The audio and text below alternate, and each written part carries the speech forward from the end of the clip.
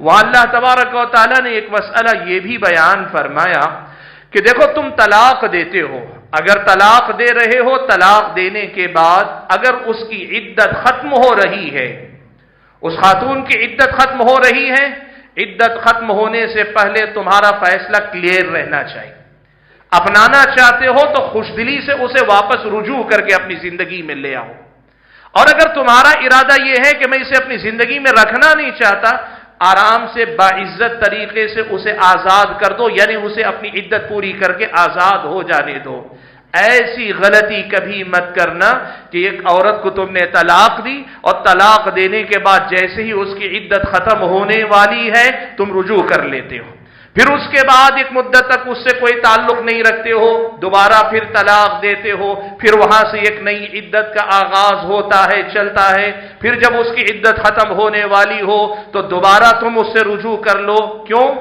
مقصد یہ ہے کہ اس خاتون کو لٹکا کے رکھیں، اٹکا کے رکھیں، وہ عورت معلق رہے، وہ عورت آزاد نہ ہونے پائے۔ اللہ تبارک و تعالیٰ نے ایسے ظلم اور زیادتی سے منع فرمایا۔ اللہ نے فرمایا وَإِذَا طَلَّقْتُمُ النِّسَاءَ فَبَلَغْنَ أَجَلَهُنَّ، جب تم عورتوں کو نکاح طلاق دو اور وہ اپنی مدت کو پہنچ رہی ہو تو تمہیں کیا کرنا چاہیے؟ اللہ تعالیٰ نے کہا یا تو فَأَمْسِكُوهُنَّ بِمَعْرُوفٍ أَوْ سَرِّحُوهُنَّ بِمَعْرُوفٍ، یا تو ان کو اچھی طرح سے اپنے نکاح میں قبول کر لو، دوبارہ خوش دلی سے اپنا لو، اور سرحوہن بمعروف، اچھے انداز میں ان کو آزاد کر دو۔ ولا تمسکوہن ضرارا لتعتدوا، خیال رکھو ان کو نقصان پہنچانے کے مقصد سے انہیں اپنے نکاح میں روکنے والی غلطی مت کرنا، اس لیے کہ اگر تم نے ایسے کیا لتعتدوا، نتیجے میں تم ظالم بن جاؤ گے۔ ومن يفعل ذلك فقد ظلم نفسه، ایسا کرنے والا آدمی اس عورت پر نہیں ظلم کر رہا ہے، اپنے آپ پر ظلم کر رہا ہے۔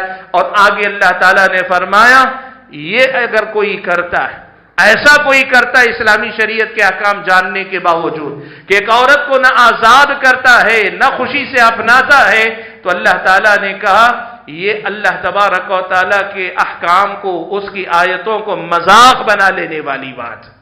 اسلامی شریعت نے یہ بات جو ہم اور آپ کو سکھائی، اس بنیادی بات کو آپ کے سامنے ذکر کر کے میں یہ بات آپ کے سامنے رکھنا چاہتا ہوں کہ ہمارے اور آپ کے سماج میں وہ رشتے جو نباہ کے قابل نہیں رہ جاتے، اکثر و بیشتر زندگی کا ناسور بن جاتے ہیں۔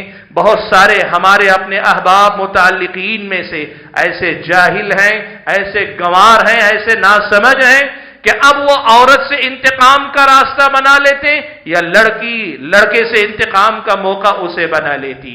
سب سے پہلی شکل جو اس کی آپ کو دیکھنے کو ملے گی وہ یہ ہے کہ لڑکا لڑکی کو اپنے والدین کے گھر بھیج دیتا ہے، ماں باپ کے گھر بھیج دیا، نہ اس کا نان و نفقہ دے رہا، بھیجا اسی نے ہے، نہ نان و نفقہ دیتا ہے، نہ لڑکی کو اپناتا ہے، نہ اس کا حق زوجیت دیتا ہے، نہ اس سے بات چیت کرتا ہے، نہ اس سے کوئی تعلق رکھتا ہے، اور نہ ہی اسے طلاق دیتا ہے، نہیں اسے طلاق دیتا ہے۔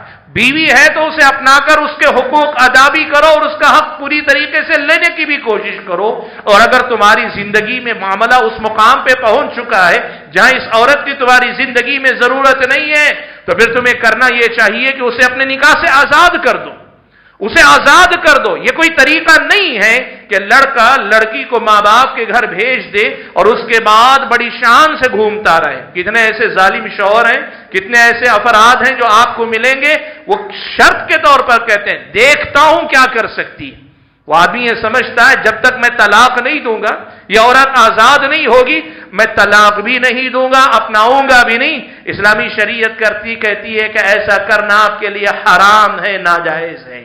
اور یہی رویہ، یہی سلوک لڑکیوں کی طرف سے لڑکوں کے ساتھ بھی ہوتا ہے، ظلم دو طرفہ ہوتا ہے۔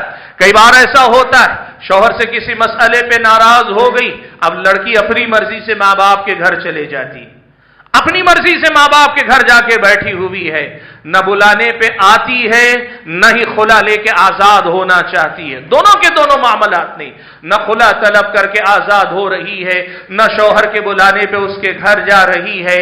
ایک طرح سے اس کو کہتے ہیں ذہنی طور پہ ٹارچر کرنا، ذہنی تکلیف سے دوچار کرنا، آدمی کو ذہنی طور پہ ہمیشہ پریشان رکھنا۔ اسلامی شریعت میں عورت کے لیے بھی اس کی گنجائش نہیں ہے کہ وہ اس قسم کا کوئی رویہ اختیار کرے. سبحان اللہ. جس رشتے کو اللہ تعالیٰ نے سکون کا باعث قرار دیا، جس رشتے کی بنیاد یا مقصد اللہ تعالیٰ نے یہ متعین فرمایا کہ اس رشتے سے ایک دوسرے کی زندگی میں سکون آئے، یہ کیسی نادانی ہے کہ لوگ اسے ایک دوسرے کو پریشان کرنے، ایک دوسرے کو تکلیف دینے یا ایک دوسرے کو ستانے کا ذریعہ بنائے ہوئے. کتنی ایسی مثالیں آپ کو چاہیے. آج بھی آپ دیکھ لیے 2 سال گزر جاتے ہیں، سال گزر جاتا ہے، 6 ماہ گزر جاتے ہیں. اسلامی شریعت تو یہ کہتی ہے طلاق بھی اگر دیتا ہے تو زیادہ سے زیادہ 3 ماہ کی مدت میں اسے الگ ہو جانا ہے یا اپنا لینا ہے. طلاق اگر دے رہا ہے تو طلاق کی زیادہ سے زیادہ مدت یہ ہے کہ 3 ماہ، اس کے بعد یا تو اپنانا پڑے گا یا چھوڑنا پڑے گا.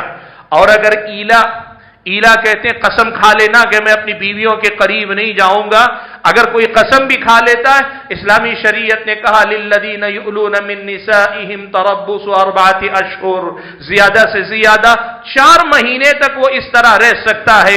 4 مہینے کی مدت جیسے ہی ختم ہوگی یا تو اسے اپنے نکاح میں اپنانا پڑے گا یا اسے آزاد کرنا پڑے گا.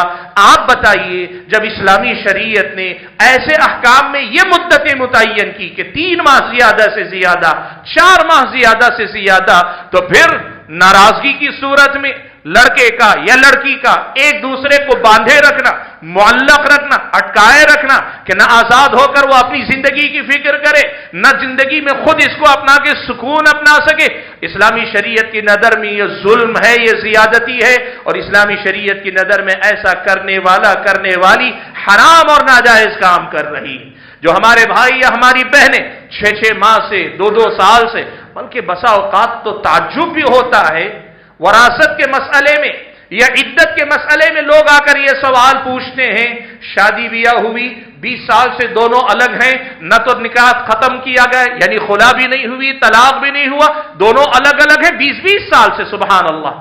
اسلامی شریعت میں اس قسم کی کوئی صورتحال اسلام نے نہیں سکھائی. رشتے نبھاؤ تو پورے فرض سمجھ کر، ذمہ داری سمجھ کر، احترام کے ساتھ نبھاؤ، ورنہ پھر ایسی صورتوں سے بچو جو ایک دوسرے پہ ظلم کی شکلیں. ایک تو یہ صورت ہے جہاں ہم اور آپ ایک دوسرے کو معلق رکھ کے لٹکا کر دیکھنا چاہتے ہیں کہ ہم کیا کر سکتے ہیں.